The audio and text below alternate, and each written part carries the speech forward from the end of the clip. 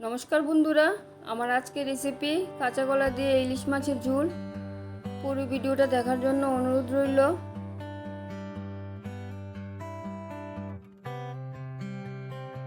তিনটে কাঁচা কলা নিয়েছি। কাঁচা কলাগুলি খোসা ছাড়িয়ে নিলাম। একটু বড় সাইজে কেটে নিয়েছি। কাঁচা কলাগুলি কাটা হয়ে গেছে। খোসাটি আমি আরেকদিন একটা রেসিপি বানিয়ে নেব। কাঁচা কলাগুলি ধুয়ে হলুদ মেখে রাখলাম।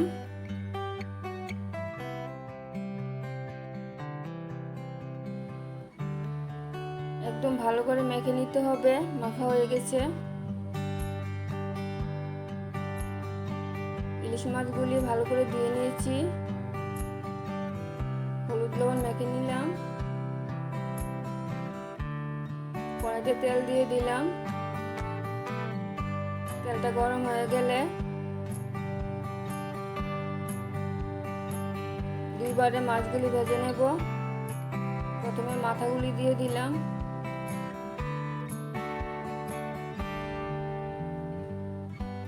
মাছগুলি উল্টে দিলাম।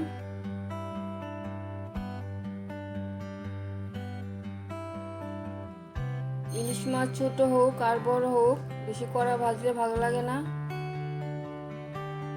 এরপর মাছের পিসগুলি দিয়ে দিলাম। মাছগুলি ভাজা হয়ে গেছে। কাঁচা কলাগুলি আরেকবার ধুয়ে নিলাম।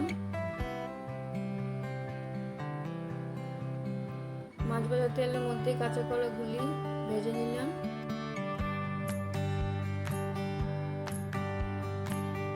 অল্প হলুদ দিয়ে দিলাম।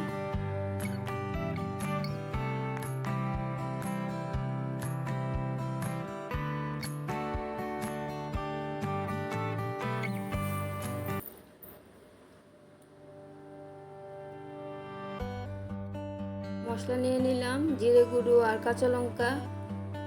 এই রেসিপিটাতে ধনে গুঁড়ো ব্যবহার করবেন না, আদাও ব্যবহার করবেন না।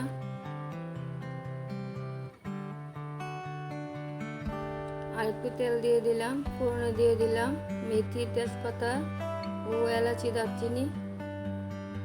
ফোড়নটা ভাজা হয়ে গেলে মশলাটা দিয়ে দিলাম।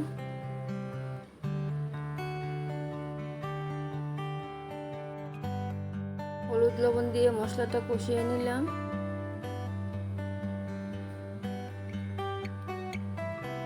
কালারের জন্য অল্প কাশ্মীরি লাল লঙ্কার গুঁড়ো দিয়ে দিলাম।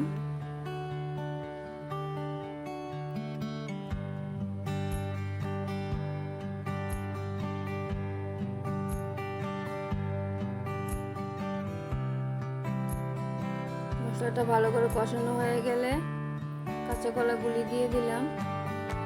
ভালো করে কষিয়ে নিলাম। কষানো হয়ে গেলে গরম জল দিয়ে দিলাম। রেসিপিটা ভালো লাগলে আমার পাশে থাকবেন, লাইক কমেন্ট শেয়ার করবেন।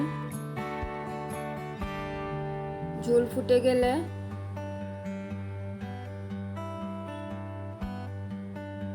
মাছগুলি দিয়ে দিলাম।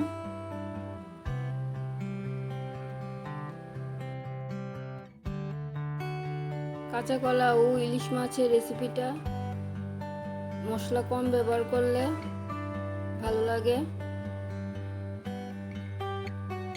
অল্প গরম মশলা গুঁড়ো দিয়ে দিলাম। বেশি ব্যবহার করলে ভালো লাগবে না, ইলিশের গন্ধটা চলে যাবে। সামান্য একটু চিনি দিয়ে দিলাম যাতে কাঁচা কলার তেঁতু ভাবটা চলে যায়। রান্নাটা আমার কমপ্লিট হয়ে গেল। দেখা হচ্ছে পরের ভিডিওতে। ভালো থাকবেন, সুস্থ থাকবেন। ধন্যবাদ বন্ধুরা।